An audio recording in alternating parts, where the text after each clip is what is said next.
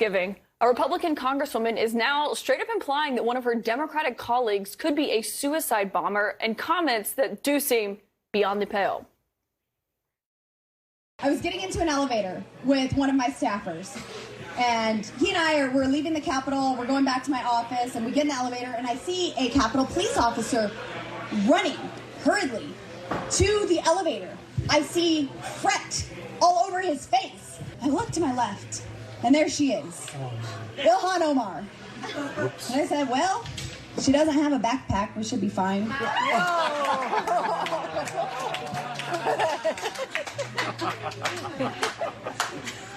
So we only had one floor to go, and I was like, do I say it or not? I looked over, and I said, oh, look, the Jihad Squad decided to show up for work today. In response, Omar ripped her colleague over those anti-Muslim remarks and tweeted, "Fact, this buffoon looks down when she sees me at the Capitol. This whole story is made up. Sad that she thinks bigotry is getting her clout."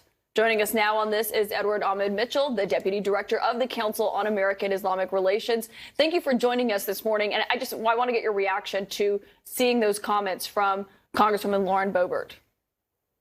Well, look, as a Muslim in America, I've heard a lot. That was pretty disgusting. You got to remember, Lauren Boebert is not some comedian at a club. She is a sitting member of Congress speaking to her constituents, and some of her constituents are Muslim. And so to make this disgusting joke, to misuse an Islamic term, it is beyond the pale. I will say the more disturbing thing is that the audience applauded and laughed, and that Republican leaders did not condemn this yet. This sort of bigotry is unacceptable in general, but especially because it's directed at her congressional colleague. She is claiming she said this to Ilhan Omar, which would be workplace harassment in any other environment. So it's just unacceptable in so many ways. And I hope that leaders of Congress on both sides of the aisle say this is unacceptable. But do you really expect Kevin McCarthy, who, of course, is the Republican leader in the House, to say anything about this based on how he's handled past Republican remarks?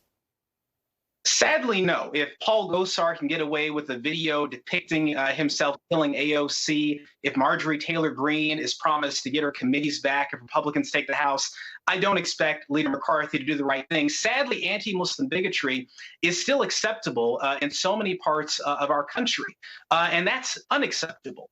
The Republican Party used to be a party that welcomed Muslim voters, and now that's not the case. And it's a tragedy. We should have a country in which you can disagree about policy without hating a person, without hating a religion. And if I can add just one thing, the other offensive thing she did was to use this phrase, Jihad Squad. It is beyond time that politicians stop misusing sacred Islamic terms. Jihad means any struggle taken up for the sake of God to do good. Praying 5 times a day, fasting Ramadan, giving in charity, standing up against injustice. So the congresswoman really needs to keep our words out of her mouth until she knows what she's talking about.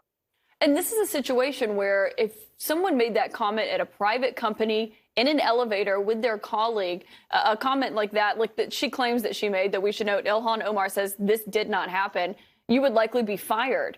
And so you see this. Are you worried about the broader implications, though? Because you're right. She's not a stand-up comedian. She is a sitting member of Congress who is telling this as a joke on a video that, of course, is now being widely spread. And you're right, you did see people in the room laugh at that. So are you worried about the broader implications of a comment like that? Absolutely. It normalizes anti-Muslim bigotry. And I would also note that Ilhan Omar is a very strong woman, a very strong leader. She deals with death threats all the time, but that's not something she should have to deal with. And this sort of rhetoric contributes to the threats against her, and it contributes to the exclusion of Muslims from our country. American Muslims are part and parcel of this country. Black Muslim slaves helped to build this country, and we should not be the target of a disgusting joke by any member of Congress. And so this normalizes anti-Muslim bigotry, which is a danger to our country and a danger to everyone's rights. Lawmakers will be back in Washington this week, so I imagine Kevin McCarthy is going to get a lot of questions about those comments. Ahmed Mitchell, thank you so much for joining us this morning on this. Thank you.